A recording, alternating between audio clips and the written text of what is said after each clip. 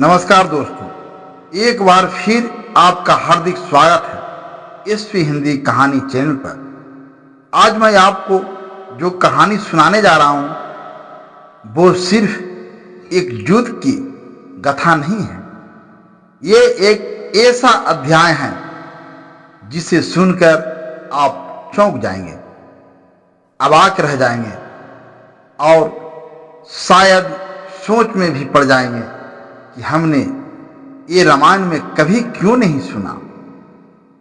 आपने रामायण में श्री राम की गाथा को सुनी होगी, लेकिन क्या आप जानते हैं कि श्री राम के पिता राजा दशरथ भी एक समय वानर राज बाली से भीषण युद्ध कर चुके थे। एक ओर था रघुकुल का गौरव अयोध्या नरेश दशरथ और दूसरी ओर था अपराजय वीर वानर राज बाली। तो चलिए आज हम आपको ले चलते हैं उस युद्ध भूमि में जो इतिहास की परछाइयों में छुपी रही, लेकिन जिसकी गूंज आज भी पुरानों लोक कथाओं और दक्षिण भारत की लोक श्रुतियों में सुनाई देती है। बहुत समय पहले की बात है जब धरती पर त्रेता युग था। धर्म और अधर्म के बीच संघर्ष चल रहा था और उस समय अयोध्या में राज कर रहे थे महाराज दशरथ। धर्म, नीति, शौर्य और करुणा के प्रतीक राज समृद्ध था, प्रजा आनंदित। लेकिन दक्षिण दिशा में एक तूफान उठ चुका था। वानर राज बाली किष्किंधा का स्वामी, बल का अवतार था। जब वह युद्ध करता तो शत्रु की आधी शक्ति अपने आप उसमें समा जाती। देवता तक उससे भय खाते थे। धीरे धीरे बाली ने दक्षिण भारत के कई छोटे राज्यों को अपने अधीन कर लिया। वह अहंकार में चूर हो गया था।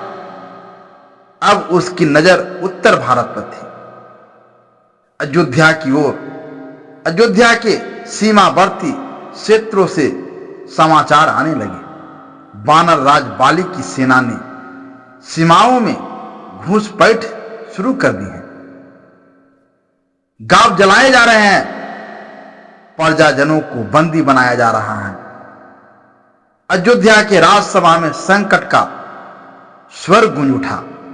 मंत्रियों, सेनापतियों और ऋषियों से विचार विमर्श हुआ, पर किसी में भी बाली से टकराने का साहस नहीं था।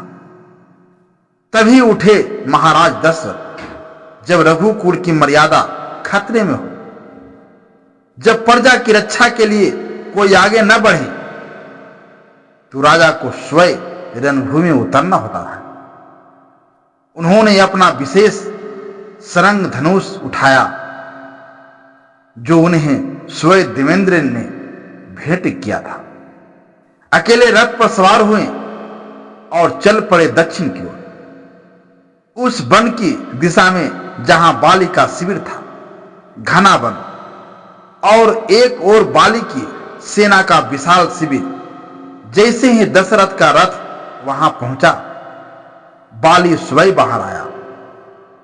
उसका शरीर वज्र के समान कठोर, आंखों में अग्नि और वाणी में घमंड। बाली गर्जना करता है, राजा दशरथ, तुम अकेले आए हो मुझसे युद्ध करने? क्या जान की कोई कीमत नहीं रही?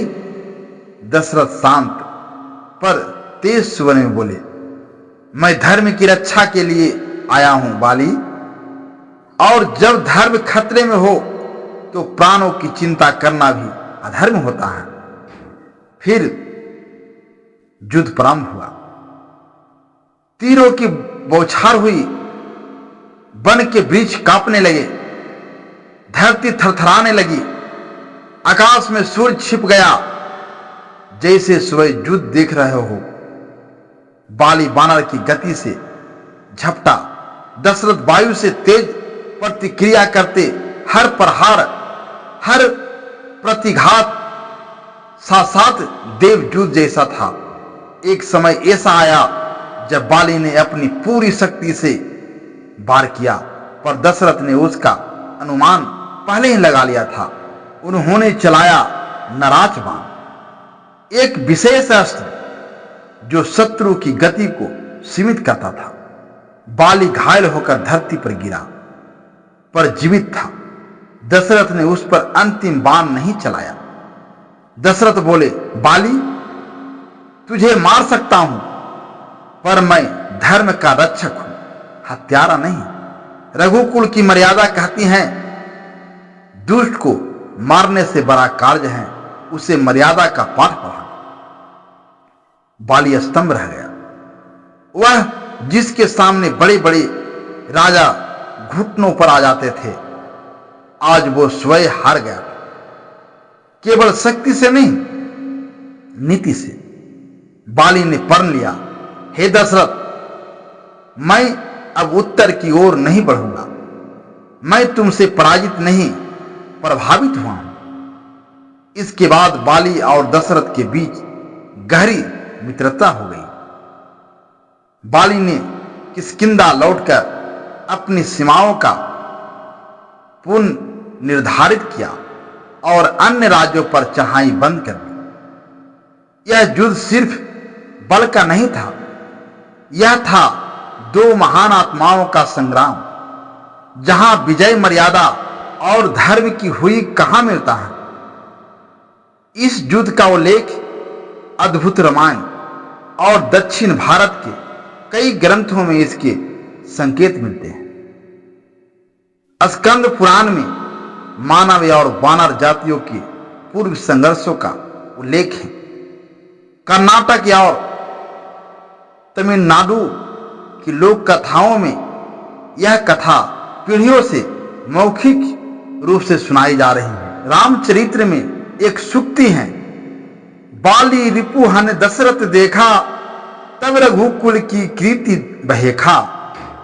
कुछ विद्वान इसे दशरथ बाली युद्ध का सांकेतिक प्रमाण मानते हैं। तो दोस्तों, क्या आपने कभी सोचा था कि श्री राम के पिता दशरथ इतने महान योद्धा और धर्मात्मा भी थे, जिन्होंने अहंकारी बाली जैसे योद्धा को युद्ध से नहीं, नीति से पराजित किया। अगर यह कहानी आपके मन को छू गई हो, अगर आपने इसमें पाया हो पौराणिक रहस्य, प्रेरणा और रोमांच, तो कृपया इस वीडियो को लाइक करें। कमेंट में बताएं कि आपको सबसे अद्भुत पल कौन सा लगा, और चैनल एसपी हिंदी कहानी को सब्सक्राइब करना बिल्कुल न भूलें, क्योंकि यहां मिलती हैं आपको ऐसी कहानियां जो सिर्फ कहानी नहीं होती, आत्मा का अनुभव होती है। फिर मिलेंगे अगली कथा में। जय श्री राम।